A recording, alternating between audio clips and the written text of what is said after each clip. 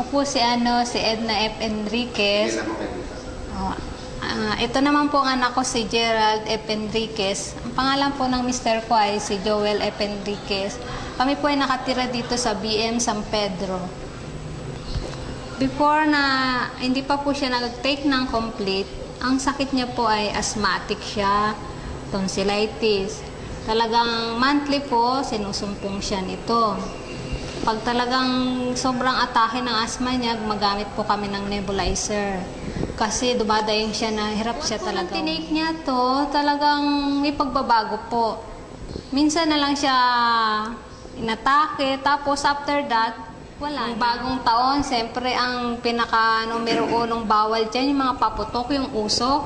Ay naku, talagang napagod akong kakasaway sa kanya. Sabi nga ng kapatid ko, ay naku, irami mo na yung nebulizer mo, mamaya sumpungin na yan ng asma niya. Dahil umiikot siya sa mga usok, sa mga paputok, hindi siya mapigilan kasi nga bata eh. Pero sa awa po ng Diyos, hindi siya sinumpong. Ayun po, pinapayo po sa kanila, subukan nila incomplete dahil po kami, nasubukan namin, talagang naano ko na hindi na siya sinumpong ng ng asthma niya. Tsaka tonsillitis. Magaling po talagang malaking kaginawahan bukod sa pakiramdam niya, pati mga pinansyal. Kasi, siyempre, pag nagkakasakit siya, kasama na rin yun ang pinansyal dun. Ina po siya, tsaka masiglaan. Naku, super kulit lang. Si Mrs. Hilda Macmacarbonil, 53 years old. So, hindi ko po alam na may sakit po akong hypertension. Noong January 6, 2009, nakagising na lang po ako na bulol na ako. Yun pala ay isang stroke na.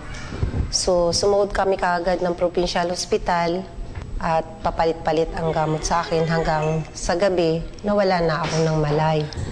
Nung nawala na ako ng malay, hindi ko na alam na ang akala ko, patay na ako talaga kasi naglakbay na ako sa ulap na puti. Ang kwento ng mga nurse sa akin na parang wala na akong pag-asa nung gabi. So, parang nagbagong buhay ako nung nagkamalay ako. Subalit, nung pagkagising ko, naduling naman ang mata ko. At ang kalahati ng katawan ko ay naparalyzed din. At 3 buwan akong pabalik-balik sa ospital hanggang sa 7 bisis pa rin akong na-stroke. Subalit, nung dumating ang isang member ng M Global na may dala siyang produkto ng Nature's Way na yung complete na pinainom niya sa akin ay nakatulong na malaki sa akin. Almost 1 week pa lang ako nagtitik ng gamot na yon, ay malaki na ang recovery ko. Nagpa-laboratory ako sa co-op ng aking goiter dahil yun din lang ang sanhin ng sabi ng doktor, yung heartbeat ko na pabalik-balik ay nag-negative. And then bumalik ako sa doktor ko sa Medical City. Nagpa-check up ako uli. Nagulat ang doktor ko dahil ang laki ng pinagbago ng heartbeat ko. Ang sabi pa niya, normal na pala ang heartbeat mo. Nakatake na po ako ng isang pad ng complete na product ng Nature's Way, ng M Global.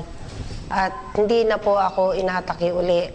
At maraming salamat sa Nature's Way product ng M Global na nakatulong. At sana Si Girlie Antipala, isang complete user since 2008. Ako po ay may karamdaman, cyst sa aking ovary po.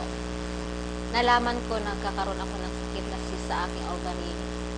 2 beses akong check-up, nagpa-ultrasound. At yun, nakitaan ako ng isang malaking bukol dito po sa aking ovary.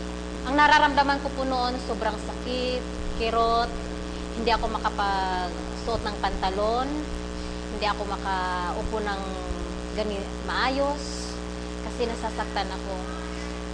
Yun po, nung nasa Adventist na ako, in-ultrasound po ako uli, at yun, nakitaan ko talaga na meron po akong cyst. Pero not knowing na nung umuwi ako sa amin, dumating yung isang product, itong complete, at yun nga ang sabi, malaking tulong daw ito para sa akin. hindi pa rin ako naniwala. Although napakinggan ko na yung sinasabi nila, hindi ko pa rin pinapansin. Gawa ng mahal nga. Pero nung habang nakalipas yung mga araw, tinitiis ko yung kirot at sakit at nakikita ko yung isang karton na nakadisplay. Sabi ko, sige nga, subukan ko kung gaano katotoo yung sinasabi nila. At yun nga, trinay ko. At habang tinitake ko, yun po, naging daan. Nararamdaman ko, unti-unti akong gumagaling. At salamat po sa Panginoon, naging daan itong complete. Ito siya. Ako po'y gumaling sa karamdaman ko, nawala po yung cyst ko. 2 pad pa lang yung naubos ko.